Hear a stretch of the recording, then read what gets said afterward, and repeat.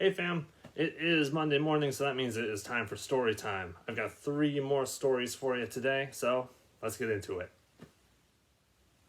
Our first story today is Olivia. This is Olivia. She is good at lots of things. She is very good at wearing people out. She even wears herself out. Olivia has a little brother named Ian. He is always copying. Sometimes Ian just won't leave her alone, so Olivia has to be firm.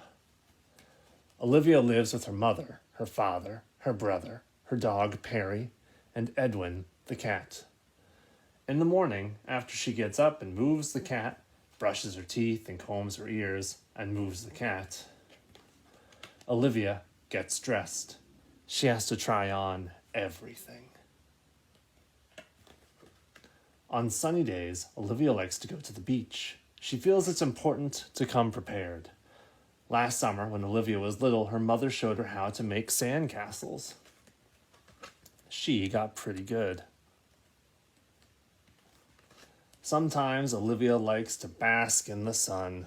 When her mother sees that she's had enough, they go home. Every day, Olivia is supposed to take a nap.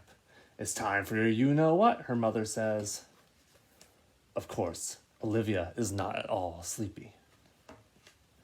On rainy days, Olivia likes to go to the museum. She heads straight for her favorite painting.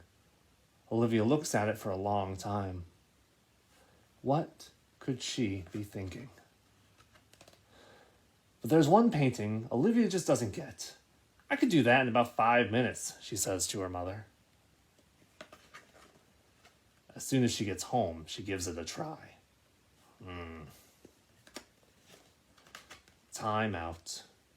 After a nice bath and a nice dinner, it's time for bed. But of course, Olivia's not at all sleepy. Only 5 books tonight, Mom, she says. No, Olivia, just 1. How about 4? 2. 3. Oh, all right, 3, but that's it. When they're finished reading, Olivia's mother gives her a kiss and says, you know, you really wear me out, but I love you anyway. And Olivia gives her a kiss back and says, I love you anyway too. The end. Our next story is Go Sleep in Your Own Bed.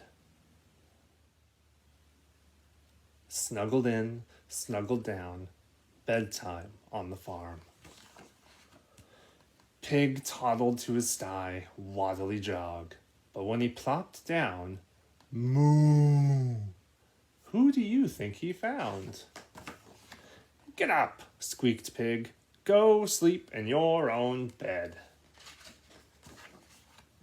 Oh, hayseeds, lowed Cow, and she trompled to her stall, clompity-stomp. But when she snuggled down, whack! Who do you think she found? Get up, bellowed Cow. Go sleep in your own bed. Oh, fluff and feathers, clucked Hen, and she straggled to her coop, peckety-droop. But when she nestled down, nay! Who do you think she found? Get up, squawked Hen. Go sleep in your own bed. Oh, woe is me, whiskered Horse, and he shambled to his stable, clappity-pad. But when he settled down, meh, who do you think he found? Get up, whinnied Horse. Go sleep in your own bed. Oh, bother, bleated Sheep, as she stumbled to her pen, trippity-slump. But when she huddled down, oh, woof, woof, who do you think she found? Get up, bawed Sheep. Go sleep in your own bed. Oh, bark and bellyache, whined Dog, and he paddled to his kennel, sniffity-drag. But when he flopped down, meow, who do you think he found? Get up, woofed the dog. Go sleep in your own bed. Oh, drat, mewed Cat, and she tiptoed to her spot.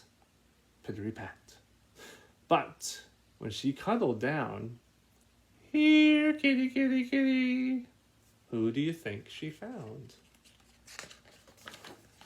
Oh, there you are. Come, sleep in my bed. Snuggled in, snuggled down. It's bedtime on the farm. The end.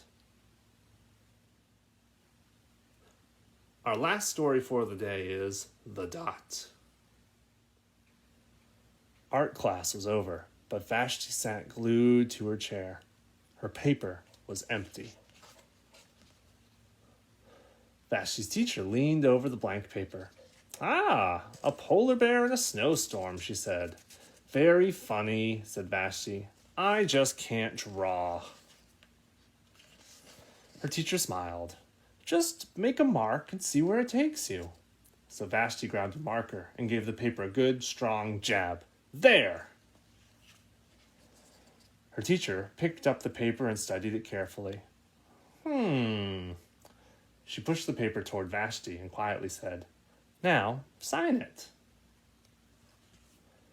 Vashti thought for a moment. Well, maybe I can't draw, but I can sign my name, she said. The next week, when Vashti walked into art class, she was surprised to see what was hanging above her teacher's desk. It was the little dot that she had drawn, her dot, all framed in swirly gold. Humph, I can make a better dot than that, she thought. So she opened up her never-before-used set of watercolors and set to work. Vashti painted and painted, a yellow dot, a green dot, a red dot, a blue dot. The blue mixed with the red, and she discovered that she could make a purple dot. Vashti kept experimenting lots of little dots in many colors. Well, if I can make little dots, I can make big dots too. So Vashti splashed her colors with a bigger brush on bigger paper to make bigger dots. Vashti even made a dot by not painting a dot. Oh, look at all those dots. At the school art show a few weeks later, Vashti's many dots made quite a splash. And Vashti noticed a little boy gazing up at her. You're a really great artist. I wish I could draw, he said. Well, I bet you can, said Vashti. Me? No, not me. I can't draw a straight line with a ruler. Vashti smiled. She handed the boy a blank sheet of paper. Show me. The boy's pencil shook as she drew his line. Vashti stared at the boy's squiggle and then said, Please, sign it. The end. All right, guys. Well, that's it for me this week. If you have a special story that you really, really want to hear, just send me a message or submit a comment. I'll do my best to get it in next time. If you want to draw a dot and send it to us at mcasummerlearning@gmail.com, I will show off your dots next time too. Okay? All right. Have a good week. See ya.